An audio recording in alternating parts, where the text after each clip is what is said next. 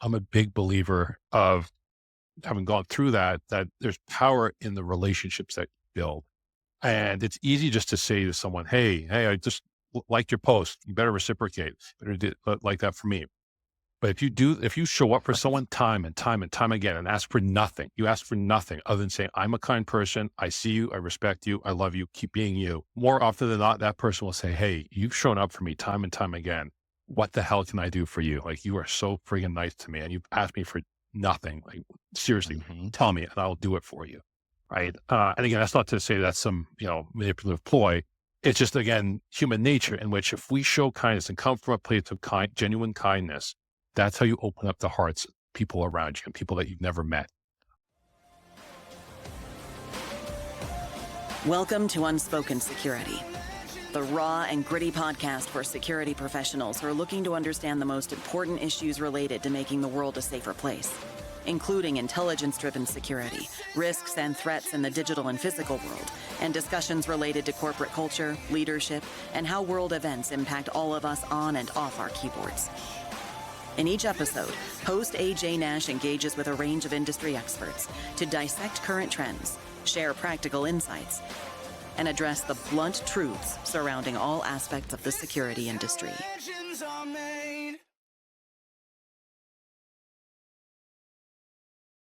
Hello, and welcome to another episode of Unspoken Security. I'm your host, AJ Nash. I've spent 19 years in the intelligence community, mostly at NSA, and I've been building and maturing intel programs in the private sector for about 8 years now. I'm passionate about intelligence, security, public speaking, mentoring, and teaching. I also have a master's degree in organizational leadership from Gonzaga University. Go Zags! And I continue to be deeply committed to servant leadership. This podcast brings all of these elements together with some incredible guests to have authentic, unfiltered conversations on a wide variety of challenging topics. It's not your typical podcast. It's not all polished and put together necessarily. My dog might make an occasional appearance. She certainly has. People argue and debate here. We might swear. I've been known to do a lot of that. And that's all okay. Although I doubt there'll be a lot of arguing today with our guest. But you want to think of this podcast as a conversation you'd overhear at a bar after a long day at one of the larger cybersecurity conferences, like Vegas for that matter. These are the conversations we usually have when nobody's listening. So today I'm joined by Dominic Vogel. He's the president of Vogel Leadership and Coaching. Dom's built a strong reputation and a following as an authentic leader providing pragmatic solutions to cybersecurity and leadership, and as he puts it, saving companies from evil cyber villains. Prior to opening his own firm, Dom built this foundation with over 15 years in the cybersecurity space, including roles in the financial, healthcare, and transportation sectors. He holds a bachelor's in computer science from Simon Fraser University and is based out of Vancouver, British Columbia, where he's a very dedicated family man and an avid collector of hats. As you can see, he's got his Baltimore Orioles hat on today. And so he's working on all those things in his private time when he's not out saving the world. Dom, is there anything No, I left out other of your than bio? I'm just really happy to be here, AJ. Looking forward to spending time with you. And yeah, thanks for having me. Yeah, man. Thanks for being here. I mean, really happy sort of captures who you are, right? I mean, I've talked to a couple of folks. In fact, just before we came on today, I was chatting with somebody. I said, listen, this guy is the happiest guy in the world. I mean, without being just on drugs all the time, as far as I know, he's the happiest guy I know. And so like, you're infectious in a good way, in the age of COVID, infectious doesn't always sound good, but in a good way, right? You're remarkably happy and positive. It just emanates through everything you do. It's how we met, obviously through social media, actually through LinkedIn. And I was immediately attracted to your personality. You're just a beacon of positivity. So it makes me ask, as the topic of today's show is bringing humanity into security, because we spend a lot of time in this industry. It's metrics and KPIs and OKRs and there's a lot of regimented stuff and details and money and all these kind of things, right? But the humanity often gets lost, and that's who you are, right? So bringing humanity into security being today's title. I wanted to start listen, were you always such a touchy-feely guy when it came to business? Is this always how it was for you, No, or not? I wasn't always this person. I'll say that I've evolved into the version that I am today, and I like to think I'll evolve into a future version at some point as well. But I growing up, I was actually always very introverted. And friends I did have always saying, "You're so fine, you're so kind," and it's always been in me. It's just that it's taken time for me to appreciate, I guess, who I am and what I can bring to the world. And I recognize that now one of the greatest joys that I have, apart from being a dad and the other than the family man, the greatest joys that I get are just spreading kindness on platforms like LinkedIn. That's why when I'm on LinkedIn, I actually never talk about security, AJ. I can't remember the last time I talked about cybersecurity on LinkedIn. My posts are geared towards feeling good, right? It's about kindness, about positivity. Same thing with my comments. I'm just trying to bring random smiles to people's faces. And it's amazing how much the world has opened up to me and vice versa by just trying to be a source of kindness. More than anything in security and in the world for that matter, I think we could all enjoy a little more kindness. Yeah, I mean, I couldn't agree more. Like I said, obviously I follow you on LinkedIn, and we've talked a lot, and it's true. And for those who don't know Dominic Vogel, if you're not following him, I highly recommend it. And you might listen. I know some people listen to this show, and it's some people are very buttoned up and put together, and I don't have time to listen to somebody who just wants to make everybody smile. I promise you, it's not what you think. Like Dom's a lot of interesting insights, right? It isn't just a bunch of fluff and unicorns and butterflies all day long. It's positivity, but in a way that actually is productive. It is helpful. It does, you do provide a lot of insights. I've obviously seen a fair amount of of your personal life in there too, in a good positive way, I think. And I think it's really important, because this is a tough business, man. I mean, we spend every day and every night, it's 24/7. I've had other shows we've talked about how this is a relentless industry. It never stops. Adversaries are there all the time. There's always a threat. People are under a lot of stress. And of course, now we're doing, there's economics and there's contraction in the industry. There's people who are, struggling to find, new places to spend their time and energy. And so it just makes it all the more important to have somebody who's able to come in and say, hey, listen, the world's not terrible. Like there's a lot of great things going on. We spend a lot of our time focused on all the bad things in the world. We're helped with that. Media does that, and social media certainly does that. And adversaries will do that with, with their campaigns as well, influence campaigns. So there's a lot of negative in the world. But having somebody who's able to say, hey, listen, the world's not all bad, and here's some cool insights on how just coming in with a good attitude matters, right? And just being able to say there's cool things. Take a minute to smell the roses is cliche, but to spend the day with your kid, for instance. I mean, your son's on LinkedIn a fair amount, and I admire that you are able to have a flourishing business in this industry, but you're clearly still dedicated to family and bringing people insights about how the world's still a pretty good place. I don't know. I'm not gonna lie. I don't know how you do it. And I'm curious. We got a few questions here to go through, but I mean, listen. Just before we went on, I'm gonna share this because I think it's funny and it'll open up a story. But Dom also has a puppy, who apparently, like every puppy in the history of ever, occasionally doesn't do things where you want them to do them. And Dom was kind enough to share with me that this morning he, in bare feet, stepped into a puddle of puppy, but here he is smiling and laughing about it. Like, how do you do it every day? Like, how did you get to the point where you're like, I'm just going to focus on the good and not, burn all my energy on the negative? Like, is it something you had to actively work on? Did you go to courses and training on this? Did you just, For me, what happened, AJ, was that I actually burned out in corporate. That was my transformation. I burned out terribly in corporate. I'm actually entering 10 years now as an entrepreneur. So 10 years post corporate. Where I was a shell of myself. So there's the corporate version of me, and that person ended up burning out. And it ended up transforming me in a way in which, or what I like to say, it broke the pieces that needed to be broken in order for me to transform into who I am today. And at the time, it was so awful. I'm thinking, why is this happening to me? But the gift of time and perspective made me realize just how grateful I am, and to the point that I always jokingly say now that, the CIO that I worked under, who was a very positive human being, I'm actually grateful that he was who he was because, and I should send him a fruit basket as a thank you, because the version you're talking with today, AJ, would not have happened had he not been that type of person. You and I would likely never have become friends had he not been that type of person. Things do happen for a reason. I'm a big believer in that. And it sometimes requires time for us to have that level of perspective, and being able to recognize that when there's no such thing as good luck or bad luck, to me, there's only we'll see. Something that may seem like bad luck, you give it enough time and perspective, it actually maybe ends up being more good luck than it was bad luck, and so that's, to answer your question, was I always like this? No, but like I said, I needed to be broken in places that needed to be broken in order for me to be more aligned with the higher version of myself. I'm very grateful for that. It's interesting you say that. I mean, that really resonates with me. I've had a handful, 3 that come to mind, of really toxic people that I've worked with. And I could name them. I'm not going to. That's not, anybody who knows me probably knows them anyway. But I've had three, and it's interesting because, like you said, in the moment, it's miserable. It's awful. It can be soul crushing. It can be depressing. It can be angering. It depends on how they're reacting, how they're acting, and how you're reacting to it. But it can create a lot of despair, right? And yeah, in retrospect, I look and go, God, I'm really glad I came across that person because look what happened as a result. I've had a couple of bumps in the road. Most of us have, especially if you're my age. And at the moment, it's always really, really hard. And there are moments when you feel like maybe this is it. We listen, for better or worse, we live in a pretty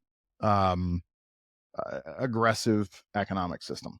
It's you got to make your own way for the most part, or you're going to struggle. And granted, I'm in the U.S. where I think it's even slightly more brutal than it is in Canada, although probably not that much. But it's a little more brutal in that healthcare is tied to it and things like that. So it's easy to despair very quickly. It's easy to get in a position where you're like, well, this person treats me terribly, but what am I going to do? Like, everything in my world's tied to this job, and they just beat you down. And it could be for any number of reasons. And then you find out later, as you said, you get away from that toxic person. And maybe that was what you needed to go, hey, I need to see the world differently, or I need to take a risk or a chance that I wouldn't have otherwise.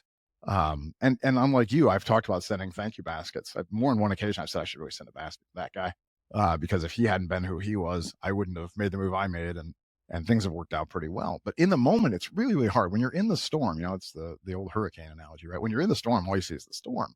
And then afterwards, maybe you see, something really good came out of it.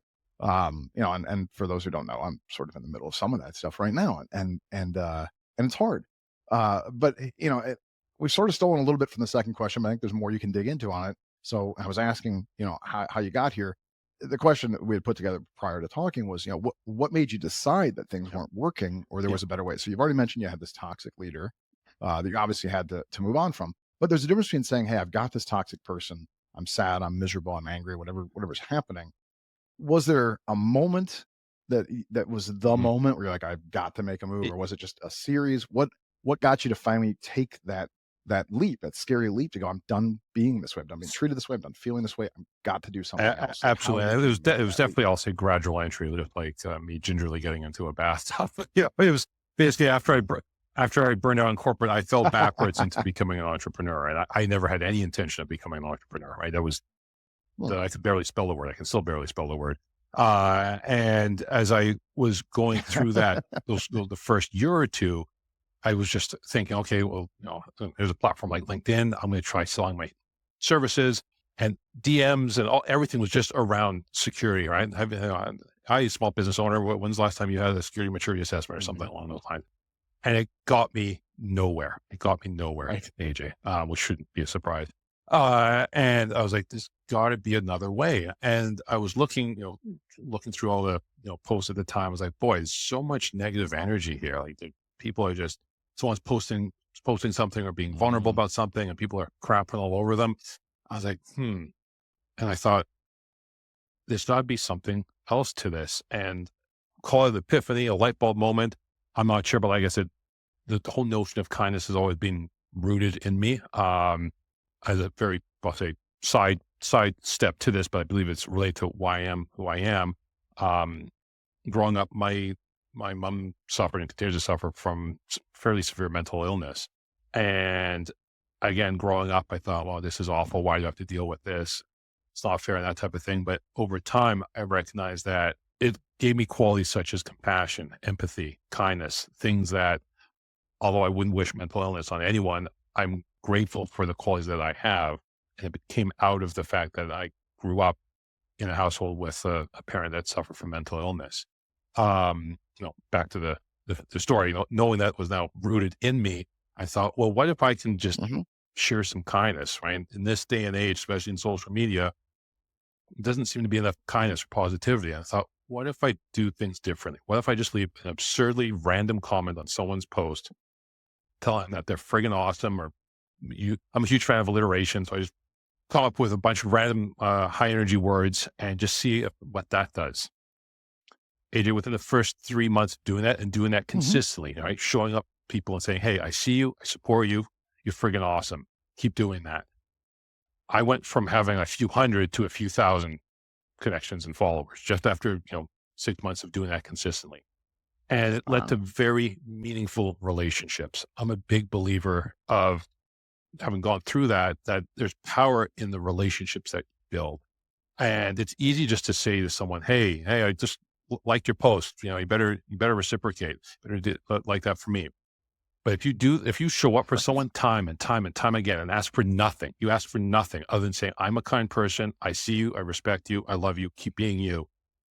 More often than not, that person will say, hey, you've shown up for me time and time again. What the hell can I do for you? Like, you are so friggin' nice to me and you've asked me for nothing. Like, seriously, Mhm. tell me and I'll do it for you. Right. And again, that's not to say that's some, manipulative ploy. It's just, again, human nature in which if we show kindness and come from a place of genuine kindness, that's how you open up the hearts of people around you and people that you've never met. Right. And like I said, it was a series of, like I said, epiphanies. But I'll say it's a series of interconnected events that made me me and realized that maybe I should do things differently. I've always felt, even though I am a security professional by trade, I never quite felt like I was a security person. I always felt a little different in the Mhm. community. I thought, well, what if I tried being differently, right? Looking at the stereotypical view of, and I was almost 10 plus years ago, how people looked at security professionals, right? As, either condescending, rude, asshole, the this goes on. I thought, what if I be that? Stop describing me, Dom. And That's so really it's right to the insulting. point now where I, people are like, wow, I always take it as a compliment to a degree, but also a damnation on our industry when people are like, wow, you're not like any other security person I've ever met. Right. And, that's what you said is to me is, yeah. And as I entered sort of year 3 and year 4 as an entrepreneur, I quickly realized that what I do, i.e. security, does not equate to who I am. In corporate, my identity was so I couldn't Mhm. tell who I am from what I do. It was all intertwined. But as I got farther away from that, I recognized who I am and what I do are two different things. And if I just was me on the platform like Mm. LinkedIn, I don't quite remember where I saw the acronym, but it's the acronym KLT, know, like, and trust. If I get people to know me, to get to like me and get to trust me, Mhm. what Mhm. I do is largely irrelevant. I could end up selling ice and it doesn't matter. Right. Um, and ice isn't meant to be an acronym for some other Mhm. expensive security technology. I literally mean ice. Um, yes. the, Right. uh, seeing that separation, like I said, having people get to know you and have that very deep visceral connection. And like I said, for me, the greatest jump point for me was actually during COVID, when a spot when we were all, we lost our physical Mm. proximity to one another. Those that were able to develop emotional proximity, those deep, visceral human connections with one another, saw an explosion in growth. And that's where, for me as an entrepreneur, that's where I saw my greatest explosion in Mhm. growth Mhm. by investing in that human capital. Well, and I think you made some interesting points, that are worth mentioning. I mean, first of all, authenticity, right? It's not just about, and I know you know this, obviously. It's not just about reaching out, but like that quid pro quo doesn't work. Hey, I made a comment about you. You should make one back about me. Like that's not authentic. That's not trying to make connections. That's not trying to build human relationships. That's just trying to build numbers, right? And that's not the same thing. And people confuse the two. I know people have a lot higher, a lot bigger following than I do, certainly. And some of them have really authentic connections across the board, and a lot of them just don't. It's a numbers game to them. That's the contest, right? And that's fine. And listen, there's money in that. You can market that if you have so many followers and people pay per follower. I mean, there's something in there. But I think the point you made about it being an authentic connection, like, in sales, people, I've often said people buy people. They don't buy products, they don't buy services. They buy people, that know, like, trust scenario you were talking about. Because a lot of times, listen, the products and services, I mean, sure, there's some that are really lousy, I'm sure, and there are some that are industry leaders, but there's a lot that are really close together. And a lot of times the separator in whether somebody wants to do business is, do I want to work with this person? Do I want to know this person? Do I trust that if I make a phone call, they'll answer? Are they telling me things now that will be different when I sign the paperwork? Because you have to have that. So, I mean, there's a business component to this for those who are thinking about this strictly from a business standpoint. There is a business component to this, but I'm like you in a lot of ways, not nearly positive enough, frankly. But I do think it's interesting, the background. You mentioned your mother, and my mother had some challenges as well. In retrospect, I think we've all figured out a bit more what that might have been prior to knowing at the time. And so we both came from a background that had some similarities. I'm not going to try to make a comparative. And I think we've had some of the same similarities in business of working with toxic people. And lo and behold, I think I'm sort of on the journey you're on. I'm behind you. Essentially, I'm getting a little more positive annually, I think. I mean, those who know me closely, maybe we'll argue about this later. But I try certainly to do that, right? I had somebody like in the last couple of years, people have said you're such an optimist, and that is not something that I would have been described as a younger person. But I do try to see the positive in it, and more importantly, I think like you, I'm all about the people, right? It's about the connection. It's about people. It's about how can I help? Whenever somebody reaches out to me on LinkedIn, and I'm sure some people probably think it's a script at this point. It really isn't. But if somebody reaches out to connect and it's something somebody wanted to connect with, my response is always virtually the same. Thanks for reaching out to connect. How can I help? And I mean it. It's not a script. It's all handwritten, and occasionally there's typos in there as a result.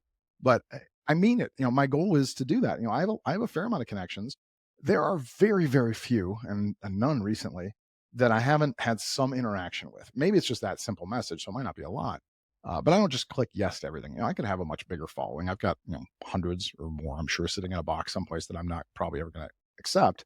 And it's nothing personal to them. It's just we don't have a connection, and I don't have time for everything. But I like you. It's about that personal connection, right? I want to be involved. I'm active on LinkedIn. I comment on posts, and I try to be positive. I'm not always. Listen, I've got my negativity on things I feel strongly about, I suppose. But I'm trying. I think I feel like I'm on that journey with you. I don't know if I'll ever be quite as positive as you. You're the only person I know who steps in dog pee in the morning and shows up on camera laughing and smiling about it. I think I might still be a little bitter, frankly. But so I got more to learn from you. But I'm curious. So you've been on this journey, and so there's two things that come to mind on this. The first one, I don't have much time for. I know we're running a little short on time. Dom's such a busy guy. He actually has something coming up right after this, which is going to force me to actually stay on schedule and not run an hour and 20-minute show today. But the first thing I want, just like 10 seconds or 15, you mentioned burnout. Like, what did burnout look like to you? Like, what did it look and feel like when you said, "Hey, I'm burnt out"? Like, what were the indicators for you? Like, I'm burnt. I gotta stop doing this. Like, how toxic was it? What was the burnout for me? It was actually I didn't actually fully recognize it. It was my wife, and she said, "I don't recognize you." She said, "You are so cynical. You're so jaded. You're so negative. When you come home, you're exhausted, and you just want to be by yourself." She's like, "That's not you, right?"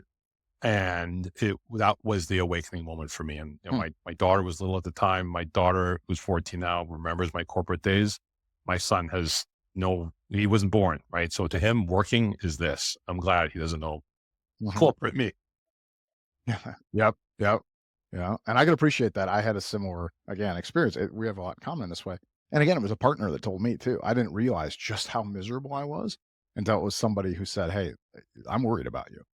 And then I had to take an assessment. I was like, "God, I really am miserable." You're right. Like all the minutes of the day, like that's what it came down. It was true. Like when I was at work, I was unhappy. When I was at home, I was thinking about work and being unhappy. Plus I had a toxic boss who would call me at all hours of the day and night. So I was always working. The weekend, all I was dreading was Monday. Like it was invasive. Right.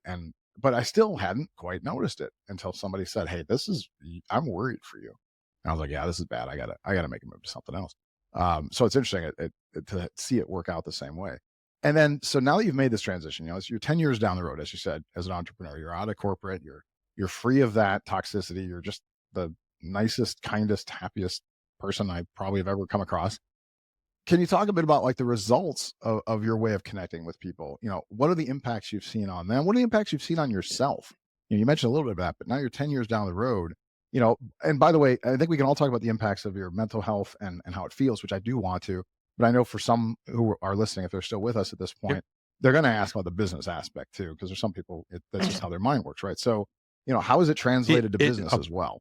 I'll start with this story. So, on LinkedIn, like I mentioned, I never post about security because I noticed that when I would post about security, I would get very little in the way of leads or any engagement, and I post about something meaningful or a life lesson as a parent, and then I ended up getting more business as a result of that post. I thought, okay, well, I'm going to stop talking about security because I've come to now realize for the most part, people don't really give a crap about cybersecurity unless they have to, right? So I thought, okay, maybe it's a true story, right? It took me almost 20 years to figure that out, but I was like, okay, well, let's change the script here. And, when I post about the things I post about and this story sort of to me epitomizes why I don't post about cybersecurity. Someone that has followed me for years, she and I were catching up, and she said, "Dom, you don't know this, but like past 6 months, I was going through a real dark time. Your posts were one of the things that was like a bright light I would look forward to every day. I always knew that at least at some point during the day, your posts and your comments would make me smile." And I just had the biggest cry when she said that. I was happy tears because I thought that's why I post, right? It's stuff like that. That's why I post, because if I can make an impact on someone's day, that again goes back to the deep visceral connections, right? The deep visceral humanity, right? Back to our title, right? Mhm. We're not human enough in our field, right? I would try to be deeply humanizing, if nothing else. And, giving even just that one person as an example, I've gotten more meaningful work from that one relationship than any other cold calling, any other, traditional, 70s way of doing business. And the quality of the work, the quality of the relationship, the quality of the clients, significantly higher than if I just set up the sales funnel or the other BS that whatever different LinkedIn gurus tell you about. And again, Mhm. I recognize, and it's where I'll say it's what trying to understand what it is that your ultimate why. Like, why do you do what you do? When I became an entrepreneur, I had this grandiose vision of trying to build like a consulting company, have it be worth tens of millions of dollars. I ended up picking a business partner and all that. When I ended up building a prison. It was an actual prison for me. And in this new iteration where it's just me, I recognize, yeah, I'm not going to create the $100 million company. That's not what I wanted. What I really wanted was actually just the freedom to wear this, the freedom to be like, hey, you know what? I don't feel like doing anything today. I'm going to go spend it with the Mhm. kids, or I'm going to go out with my wife for today. It was the lifestyle, right? And to me, ultimately recognizing that why was the driving force, and being able to now say, okay, yes, does what I do scale? No, it doesn't, but that's okay, right? I can't tell you how often it pisses me off, but I get someone saying, "Oh, Tom, your business won't scale." I said, "You're asking the wrong question. You didn't even ask me, do I want to scale?" Right? That's the prerequisite. I don't, right? I do not want to scale, Mhm. right? Mhm. So to me, as a solopreneur, back to your question of, how does this impact your business? I wish I had done this sooner, right? Leading with kindness, leading with something other than security. 'Cause Mhm. like I said, no one gives a damn about it. By just trying to be a good person, develop meaningful relationships. I have built a life, I built a business that I never thought possible. And like I said, the clients that I get as a result of those relationships Mhm. end up being clients for years. And now, unlike how it was when I was trying to build a company, I don't have these short-term clients that really drain my energy. I have clients that are friends. I have clients that are with me for years. Mhm. You don't get that when you try to scale. Yeah, I mean, that makes sense, right? Because you're building relationships again. I've been in plenty of conversations. I've been as a vendor or as a customer, where it's everybody talks about, hey, we're not trying to be your vendor. We want a relationship. We want to be your partner long term. It's a sales pitch, and maybe they do or don't believe in it. Some companies do. A lot of them don't. But even when they do, it's for the reasons you said, but maybe not the Yep. application. It's churn costs money. Listen, going on acquiring new business is Mhm. more expensive than keeping business you have. Having great relationships, you'll have a customer that will give you more latitude, more leeway. They're more, give you more grace if things don't go well, because nothing's perfect. But it takes time to build those relationships. It's hard. There's a lot of sales folks who just want to, get a relationship, move it on to get the deal done, move it on to the customer satisfaction organization, get the next deal, and churn through. That's their business, right? And it does create this churn and this move. We're in an industry where there are so many companies that are battling for the same business. And listen, I probably should have just named the show. Nobody cares Maybe about that's the new security because title. it's probably true. Like they don't. Like most people don't, right? So what do they care about then? I mean, some care about, hey, can am I getting a lot of steak dinners? Are you going to give me a lot of bonuses for picking your company? But I think most people, it's that relationship. I want to know that when I pick up the phone, you'll answer. I want to know that you actually care about my problem. That you're going to listen. You're not going to shuffle me off. There's a lot of value in that, but it's hard to do. Now, I will say this: I disagree with people who will tell you this can't scale. Yes, there's a cap. You can only scale so far. I think it can scale if you build a team of people who are like-minded, though. There just aren't that many. But I think this is a kind of business model that can and should scale. It's about changing how people work in industry, whether it's our industry or any industry. If more people looked at it from a human standpoint and from a how can I genuinely make your life better? All right. I assume if I do that, the money will show up and my life will also be better for it. But if I just said, hey, how do I make this person's life better? Talk to me about what your problems are. It's a consultative approach in sales. It's Sandler sales for those who've done sales. But you have to actually mean it. You have to actually care. Don't take the Sandler class because these are the steps to make people believe you. Actually give a shit and just sit down and go, hey, talk to me. What are your problems? And also be honest and say, hey, I can't solve those problems for you if I can't, but I know somebody who can, because that also pays off. That person will recommend you someplace else. I think if we just had more that did that, I don't think the business is something that can't scale. You personally can't. I mean, there's only so much you can take on. But if you had 3 partners, 4 partners, if you had a firm of people who all had this as their mantra, we just care about the people, and had that trust, and had that knowledge and like and trust, as you said, and I think it is scalable. I think it should be. The entire industry should work this way, and I think it would scale greatly. But it just doesn't, because people are either not of a mind, or just lazy. Maybe I don't know if it's, or maybe they're not knowledgeable. Maybe I shouldn't make it so negative. Just haven't been informed yet that there's a way to do business like this that can be effective. Getting your message out, having more people see that you can do this. And sure, if you want to do as a solopreneur, you can do that too. And I think it's great to say, hey, I just want to make enough to have a decent life for my family and not be poisoned and miserable every minute of every day, and hang out with my kids and be a happy person. But I actually think the concept itself can scale. I think you just need more people that are willing to believe in the same concept. And we just don't have enough of it, which is, part of the reason I wanted to have you on, part of the reason, we're friends, is we need more Dominics. We need more Dom Vogels in the world, basically. And I don't think cloning's been figured out yet. So, I assume you've got a couple kids, so I assume you're making a couple of little, Doms, which would be good. So you're making some new people in the world, but it's going to take time, and that's how you're going to scale. You're going to have a family business and have the kids work there someday. But I appreciate what you do. I appreciate what you put into the world. I learn from you. I follow you. Like I said, I pay attention. I got a couple more things. I mean, we got to get to our closer question. I have a question that wasn't part of this at all, but I'm just curious. And I think others might be too. So you've got a 14-year-old daughter. You've 6. got, your son is, and I don't normally talk about people's families, but you're pretty open with yours. Your son's 6. Okay. And that's my big question, actually, is probably more focused on him. Maybe the 14, I don't know. What are you doing for Halloween? So Halloween's coming up. And I'm curious, first of all, I don't know. I assume, like, Canada's the US. I mean, you're just here basically. So I assume Halloween's as big a deal in Canada. But like, what are the kids going as for? Are you a guy who dresses up? Does the whole family do a thing for Halloween? Are the kids super involved in it?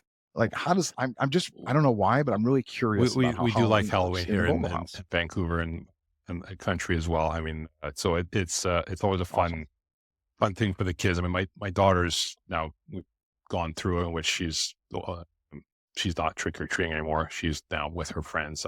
I'm no longer cool. I argue Sure. I'm not even sure if I was ever cool, but I'm no longer cool. Yes. You will be again in about 8 years. No, don't worry. My son is 6, and he's just still at this age. He's in grade 2, where it's just really fun going, trick or treating with him. And this year we'll be going with some of his friends, which is great. And our golden retriever, we're going to be dressing her up. She's probably going to be a pumpkin. So we're really looking forward to that. More than anything, it's something that at least in Vancouver, we have fairly mild Octobers. So it's either going to be a nice cool night, not super cold, or it'll horribly raining. Either way, it's a ton of fun, right? So we live in the community, the neighborhood that we live in has lots of great, decorations and stuff. It's really busy on Halloween night. So I'm actually really looking forward to it. And this year, my son asked to be a happy snowman, so he's going to be a happy snowman. Yeah, that's awesome. Of course he's going to be happy. I mean, it goes with the family model, right? So makes perfect sense. He's going to be a happy snowman. Like, listen, growing up, that wasn't what I went as, but I wasn't raised the same way. So a happy snowman is awesome. Now, I grew up in Minnesota. I'm back here now. I moved back a few years ago. For us, Halloween, we joke about it around here, because at least when I was a kid, it was often what your costume was whatever was going to fit over a snowsuit, because it's going to be, Arctic cold already. And, we've been known to get a foot or 2 of snow on Halloween. Like, it happens. So yeah, a lot of costumes were like, you had good intentions, then you ended up being the fattest Spider-Man ever, because it had to be stretched over this, snowsuit, or, your parents would drive you from house to house, or, you trick or treat for, 7 houses and go home because you had frostbite. We're the only place I can remember where trick or treating, you almost always came home with frozen candy, which is kind of the norm. So it's a little different around town here. But But actually, the reason I asked, it does sort of tie into the rest of the conversation, because a lot of people, if I ask that question, their answer is going to be, I don't have time for that. I'm working, I'm out of town that day. I got business. I got meetings, Halloween, obviously 5 out of every 7 days, it happens on a weeknight. A lot of people don't have that time. And your answer, it wasn't like, well, I don't know, I got to see my schedule. And, your answer, I didn't know what the answer would be, but I knew for sure the answer was going to be, I'm going to be with my family. I'm going to hang out. I'm going to do stuff with my family. And that's a value I think of people don't understand, that just comes with being free of some of these toxic leaders and some of these, flawed priorities, and it's not easy, right? I mean, very few people are able to go out and make that leap and build a business that's sustainable, that also, fits with their values and their morals and their goals and objectives, and feeds the family and does all those things. So I really admire that. As we're getting to the end here, so there's a closer question I ask everybody. As you know, nobody gets a free pass. The name of the show is Unspoken Security. So with that in mind, you're on the hot seat today, Dom. So tell me something that you've never told anybody before, something that, to this point has gone unspoken. That's a good question, AJ. I'll bring this back to my corporate days, actually. Something that no one knows is that during an audit, I was dealing with an external auditor. The auditor said, okay, well, there's a bunch of red items here. What do we do about that? I had been trained to say, well, this is what we're going to do, right? Even though, I knew my bosses had no intention of ever doing it. So I said, you know what? Here's what my bosses want me to say to you, but they're actually a bunch of bullshitters. They have no intention of doing any of this. This was actually towards the end of, just as it was starting to burn out, AJ, where I was in the yes, I'm sure. Well, it was going to be towards the end of your time there. Either way, no longer giving a shit answer, phase. No one exactly knows that, and that is what I did. Yeah. Well, and what are they going to do now, right? I mean, you've been gone 10 years, and so, I mean, what are they going to do, right? Yeah, I'm sure the auditor got a good chuckle out of it. Yeah, the only honest person in the history. He said of the most honest. Right? Yeah, he's like, look, somebody's because he knows. He said the most honest answer ever. The auditors know. They know it's all bullshit, right? They know everybody's lying. This is the steps we're going to take. These are our remediation plans. Blah, blah. They know it's all bullshit. The auditors know, and then they write it down and they move on to the next thing. And I shouldn't say all. Listen, there's somebody out there right now going, I don't lie. We do what we say. Okay, fine. There are ethical people in the world, but a lot of people, they're going to bullshit their way through. They're going to get to the next thing. They'll get to it when they get to it. And I will say, it's a good indicator for anybody who is either working in a toxic environment, or if you're leading a toxic environment, which you probably don't realize, but let's assume you do. That's what's going to happen eventually. Like, just so you know, like the people, when they burn out, they burn up and they'll burn everything around them. Like, it's just sort of what happens. You got to the point where, you just were out of fucks to give, frankly. And that's what'll happen, and people just eventually say the things that they mean, whether you like it or not. And it can be, it can be unpleasant or uncomfortable or whatever for those, for those who are there. I think what you said was the right answer. It's easy for me to say. I'm a big believer in integrity and honesty. I'm sure the company wasn't thrilled with the answer, but that's what'll happen. I mean, that's part of it, right? If you're burning people out, they're not going to, they're not going to put in they don't have the energy left, frankly, to go the extra mile to do the thing. And especially if it's something that is already unethical or immoral or dishonest, or like, if people just go, I'm done being that for people who just treat me poorly and burn up my life. So I'm not shocked. You're probably not the first person to do it, but I think I mean, it's a great reveal, by the way. I've been doing this a while now, a couple dozen episodes, on the books, and I get some really cool reveals, and some that you're like, that's interesting. This is one of the better reveals that, I hope the person that you worked for at the time happens to watch or listen to this podcast, go, aha, I knew it. I couldn't prove it, but I knew that son of a bitch said something. God, that was the worst audit we ever had. And I knew it was because of him.